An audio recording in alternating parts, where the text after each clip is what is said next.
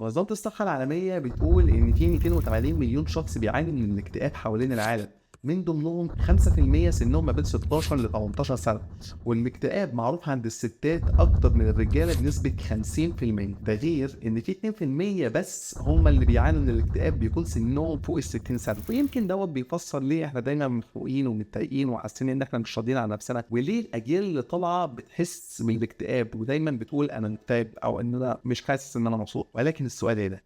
هو إحنا ممكن نطلع من الاكتئاب؟ أنا عبد الرحمن زيدان ودي قناة فوق السما.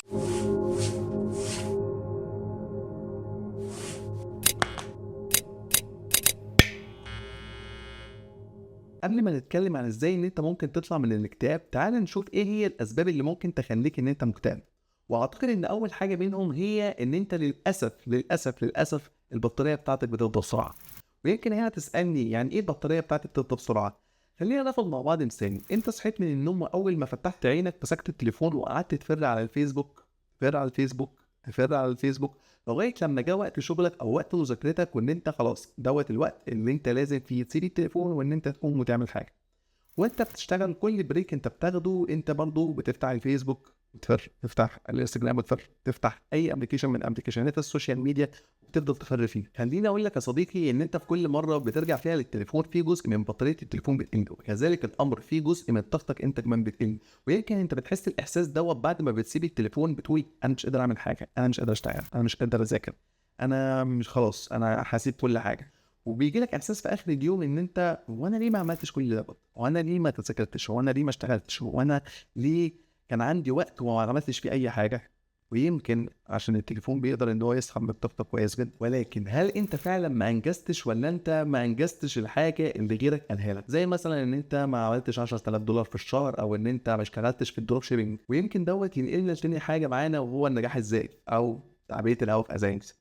صحيح يا صديقي، هو أنت سمعت عن تعبئة الهوا في أزايز؟ وهنا خلّيني أدّيك مثال. أنت فتحت اليوتيوب مثلًا ولقيت واحد بيتكلم عن إنه إزاي عمل $100,000 في سنة بسبب إن هو عمل بودكاست، ده غير إن هو شغال في الdrop shipping، ده غير إن هو عنده 4 شركات، وإن هو ابتدى من الصفر، والصفر بتاعه دوّة إن هو أخد $50,000 من المدرسة بتاعته في ألمانيا، وقد إيه إن هو لازم يورّيك إن هو أحسن منّك وعنده فلوس أكتر منّك، وإن هو صحته أحسن منّك، وهو بيعيش الحياة اللي أنت بتحلم بيها، وقد إيه إن هو لازم يلومك عشان أنت ما عملتش النجاح اللي هو عمله. أنت ليه صحيح يا صديقي ما عملتش 100,000 $؟ ليه ما اشتغلتش في الdropshipping؟ ليه ما عملتش website كده وبِعت بالعمولة؟ أنت ما سمعتش عن الaffiliate marketing والّا إيه؟ وهنا يا صاحبي خلّيني أحكي لك قصة حصلت مع واحد من صحابي. كان ليّا صديق اسمه محمد، ومحمد دوّة كان عايش الروتين بتاعه، ولكن مش الروتين اللي بيجيب له سعادة أو رضا أو انبساط، لإن كل حياته كان بيفضل إن هو يفتح التليفون ويفضل يسكرول على السوشيال ميديا. كان أغلب أوقاته بتمشي بحيث إن هو يشوف الأخبار الجديدة، يشوف الفيديوز الجديدة، يشوف الposts الجديدة. وقت أكله كان بيتفرّج على memes، ركوبة المواصلات بتاعته كان بيقضّيها مثلًا في نقاشات أونلاين. محمد كان مُدرك إن هو مش مبسوط، كان حاسس بالفراغ، كان حاسس بالحزن اللي كان كل شوية بيزيد لمجرد إنه بيرفع التليفون ويفضل يسكرول. السوشيال ميديا ابتدت معاه كوسيلة إن هو يضيّع فيها وقته أو إن هو يتفرّج على أخبار جديدة، ولكن السوشيال ميديا اتحوّلت معاه لحُفرة أو فخ بين المقارنات وعدم الرضا.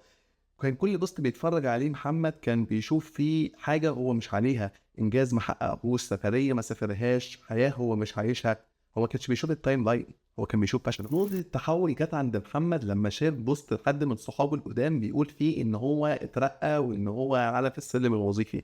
مش الترقية اللي زعلت محمد، بس كون إن هو شاف حد من سنه وحد من صحابه بيترقى أو إن هو بيتحرك لقدام وهو قاعد مكانه.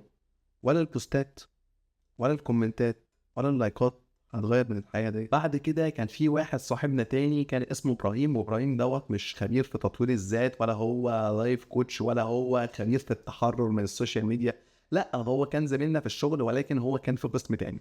كنا دايمًا إحنا ولمّا كنا بنطلع بريكات كنا بنقعد مع بعضنا بنشرب قهوة، بنضحك، بنهزر وهكذا. ولكن كان دايمًا بيشوف محمد إن هو أغلب أوقات البريك بتاعته بيبقى قاعد بيفِر في السوشيال ميديا، وكان بيبان في نظرة محمد جدًا إن هو في عدم رضا، في غيرة، في كأن أحقاد موجودة عند محمد. وإبراهيم كان دايمًا عايز يعرف هو ليه متضايق أو كده. ففي يوم من الأيام إبراهيم راح لمحمد وقال له: "واضح إن أنت متضايق شوية." هو انت ايه اخبار محمد؟ كان متردد جدا، خصوصا ان هو ما بيعرفش يعبر عن مشاعره قصاد اي حد غريب، وديت حاجه مشهوره بين الناس اللي بتستخدم السوشيال ميديا لوقت طويل. ولكن كان طريقه ابراهيم شويه فيها هدوء، وفيها نوع من انواع ان انا ايه، عايز افهم منك، عايز استفسر، انا عايز اساعدك. فابتدى ان محمد يجي يقول له ايه هو اللي بيحس بيه، وايه اللي مخليه متضايق قوي كده، وان السوشيال ميديا دي حاجة سيئة جدا وهو عايز يبطلها، ولكن هو مش عارف. إبراهيم فضل يسمع محمد وفضل يهز راسه يهز راسه بحيث إن هو يستوعب اللي هو بيقوله. إبراهيم ما كانش عنده الحل السحري ولا إجابة موحدة لكل الناس، بل إنه ابتدى إن هو يبني حدود أو يبني فريم للحياة الرقمية. وابتدى إن هو يبني الفريم دوت عن طريق 4 حاجات. قال إن هو بياكل لا، ما ينفعش إن هو يستخدم أي أبلكيشن من أبلكيشنات السوشيال ميديا. وتاني حاجة وهي النوتيفيكيشن، يحاول ان هو على قد ما يقدر يقفل النوتيفيكيشن خالص عشان ما يضطروش ان هو يروح للسوشيال ميديا. وتالت حاجة ان هو يخصص وقت لحياته ويكون التفاعل فيه مع الناس بشكل حقيقي، يعني ان هو ينزل كده مثلا يقعد على القهوة، يتمشى مع صحابه، يروح يزور اهله، ولكن ان هو يحاول ان هو يتفاعل بشكل حقيقي وبشكل واضح. ورابع حاجة ان هو يشوف مهارة هو بيحبها. كانت بالنسبة لإبراهيم وهي الزراعة، بالنسبة لمحمد الطبخ، الجري، يروح مثلا يلعب فيديو جيمز، يعمل أي حاجة، ولكن إن هو كان لازم يكون عنده مهارة خارج السوشيال ميديا. محمد كان شاكك في الأول، ولكن في نفس الوقت هو كان يائس، ما كانش عنده حل، ما كانش عارف هو عايز يعمل ايه. فقرر ان هو ياخد نصايح ابراهيم بجديه، وان هو يقول لا خلاص انا مش هعمل دوت. وبعد اول اسبوعين ابتدى ان هو كمان يمسح تطبيق واحد من تطبيقات السوشيال ميديا. ولكن بعد كده حس ان هو بقى عنده وقت كبير جدا، حس ان هو بقى عنده حياة، حس ان هو بقى انا بقيت كويس. محمد بقى كويس، محمد بقى شخص قادر ان هو ينتج، قادر ان هو يعمل حاجات كتير قوي قوي قوي بعيدا عن السوشيال ميديا. التغيير في الاول كان بسيط جدا، ولكن مع مرور الوقت بقت حاجه ملموسه. محمد بقى حاضر اكتر مع الناس، بقى قادر ان هو يخرج وقادر ان هو يستمتع بحياته. والحمل اللي كان حاسس بيه بسبب المقارنات وبسبب ان في ناس بتعمل وفي سبب ان في ناس بتسوي، لا، ابتدى ان الحمل دوت يخف واحده واحده واحده، بفضل بس ان هو بنى الحدود. ابراهيم ما اداش لمحمد نصيحة، هو اداله وجهة النظر، اداله ان هو ممكن يطلع ويعمل حاجات تانية كتيرة. ويمكن ديت الحاجة اللي انت ممكن تكون مش شايفها، ان انت مش شايف الصورة كاملة، بتبص من الفريم، بتبص من جوه التليفون فقط. يمكن ديت هي تلك مشكلة معانا، وهي ان انت مش قادر تشوف الصورة كاملة. الناس دايما بتقول ان انت لازم تعيش حياة كويسة، وان انت تعمل فلوس كتير، وان انت تروح الجيم، وان انت يكون عندك 3 4 شركات، وانت لسه ما كملتش 20 سنه. الحقيقه يا صديقي ان الناس دي بتبيع لك الوهم، حرفيا هي بتبيع لك الوهم. هو ممكن يكون شخص وارث، او ممكن يكون شخص اهله حياتهم الماديه عاليه، او شخص محاوط نفسه بناس الماديات بتاعتهم عاليه جدا، فدوت بيفتح له فرص بحيث ان هو يكون ناجح او يكون عنده حاجات كتيره جدا.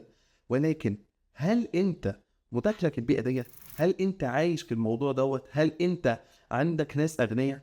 لو انت عندك ناس اغنياء روح لهم وساعتها اعمل كل دوت. ولكن لو انت ما عندكش، اعمل ايه؟ وللاسف انت بتفضل تتفرج وتسكرول وكده. مبروك، انت ساعدتهم حرفيا، لان انت اديتهم الفيوز واديتهم اللايكات واديتهم الاتنشن اللي هم عاوزينه. فبناء عليه هم معاهم فلوس، طبعا فيوز، معاهم كل حاجه، وانت حرفيا قاعد تستفز. وهرمون الدوبامين عندك بيعلى، هرمون الدوبامين عندك بيعلى، هرمون الدوبامين. وهنا خليني اسالك سؤال، لو انت مكافئ، ايه قيمه اجتهادك طول ما انت هرمون الدوبامين عندك عالي؟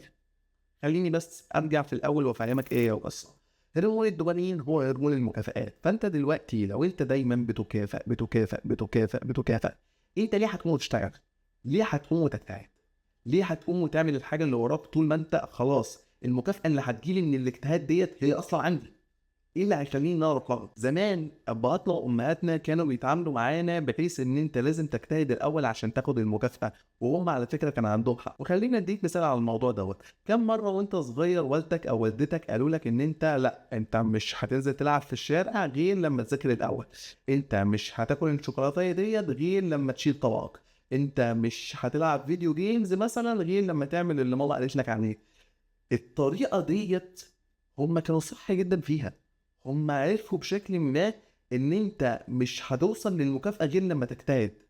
ولكن لما الموضوع بيتحول، خلاص انت ما عندكش دافع ان انت تجتهد او ان انت تعمل حاجه. ليه؟ لان انت واخد دايما المكافاه، انت بتكافئ دايما. تفتكر انت ليه هتنمي مهاراتك طول ما انت عندك حاجه زي السوشيال ميديا؟ او تفتكر ليه انت هتنزل وتشتغل طول ما انت عندك حاجه زي الالعاب مثلا اللي بتعلي عندك الدوبامين؟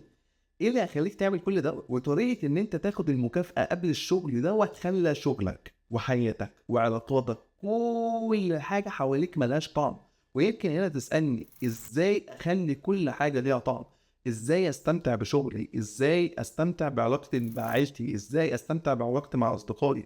ازاي استمتع حتى بعلاقتي مع السوشيال ميديا؟ والحلول بسيطه وسهله جدا، لمجرد ان انت تعرفها هتقول هي يا جماعه التفاهه دي الموضوع سهل وبسيط جدا.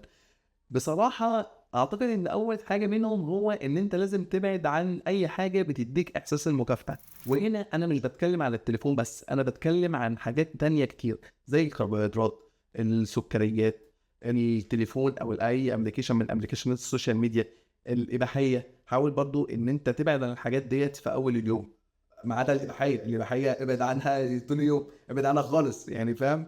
أعتقد إن إحنا محتاجين نتكلم عن الإباحية في فيديو من الفيديوهات. في فيديو يعني هنتكلم فيه عن موضوع الإباحية دوت.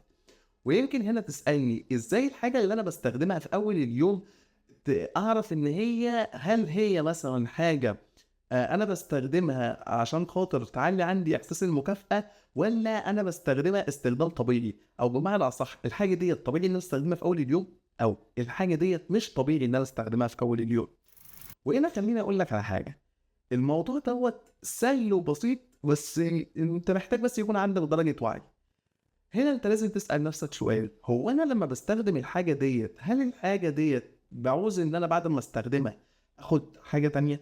يعني مثلا لو انا صحيت من الصبح وجيت كده قررت ان انا اكل حتة شوكولاتة، هل بعد ما اكلتها بيجي لي احساس ان انا عايز اكل تاني؟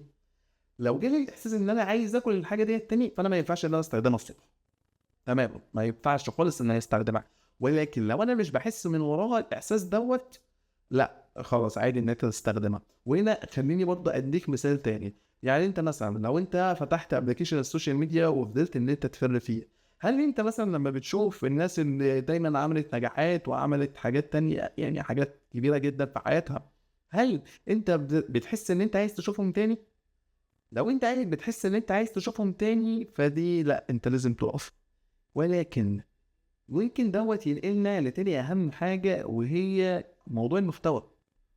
وهنا انت لازم تفهم حقيقة المحتوى اللي بيظهر. بص يا صديقي، انت لازم تفهم ان اي حد بينشر محتوى على الانترنت، فانت لازم تفهم ان هو بياخد من وراه قيمة. القيمة ديت ممكن تكون مشاهدات كتير او لايكات كتير، عشان خاطر الشخص دوت ممكن يعمل سبونسر لشركات تانية قدام، او ان الشخص دوت فعلا عاوز يعلمك حاجة، او ان الشخص دوت ممكن يكون بيضحكك. واي نعم الضحك دوت هو قيمة للمشاهد، ولكن انت لازم تفهم اللي بيبعت لك المحتوى دوت او اللي بيقدم لك رسالة هو بيقدمها ليه. وخلينا ما نطولش في النقطة ديت عشان ما نبقاش من شرطة المحتوى، فيلا بينا على النقطة. اما تالت حاجة يا صديقي، انت لازم تفهم ان انت الحياة كلها مش السوشيال ميديا، الحياة كلها مش عالم رقمي. انت عندك حياة، عندك مهارات عايز تنميها عشان تعمل $10,000 في الشهر، ولكن بعد ال30 او بعد ال40، مش قبل ال20 زي ما هم بيقولوا. اللي انا عاوز اقوله من النقطه ديت ان انت عندك صحاب، عندك عيله، عندك حاجه تانية بره العالم الرقمي، عندك حاجه تانية بره الحته الحديده اللي انت بتستخدمها وبتفضل تفر فيها. اما رابع واسهل حاجه خالص ان انت ممكن تعملها، وهي ان انت تكافئ نفسك في اخر اليوم. مفيش مانع ان انت بعد ما تكون عملت اللي وراك ان انت تمسك التليفون، مفيش مانع ان انت مثلا تاكل شوكولاته، مفيش مانع ان انت تتفرج على فيلم، ولكن ابعد عن الاباحيه. يعني لا، دي ما تجيش جنبها خالص. ميزه الموضوع دوت ان انت الهرمون الدوبامين بتاعك هيعلى على مدار اليوم، ولكن في نفس الوقت هرمون الدوبامين تاني هيتضاعف بسبب المكافأة اللي انت خدتها في نهاية اليوم. فانت هرمون الدوبامين عندك بيعلى مرتين، بيعلى بسبب احساسك ان انت انتجت اللي وراك وعملت اللي عليك، وتاني حاجة بسبب المكافأة اللي انت خدتها. فانت كده بتخلي الدوبامين وفي الاخر حابب اقول لك يا صديقي ان انت بجد لو بعدت عن التليفون وفهمت المحتوى اللي بيظهر لك، بجد الاكتئاب اللي انت حاسس بيه هيروح. مش هتحس ان انت زعلان، مش هتحس ان انت متضايق. وبس كده، ما تنساش تعمل لايك وشير وسبسكرايب وادينا رايك في الكومنتات. و سلام عليكم.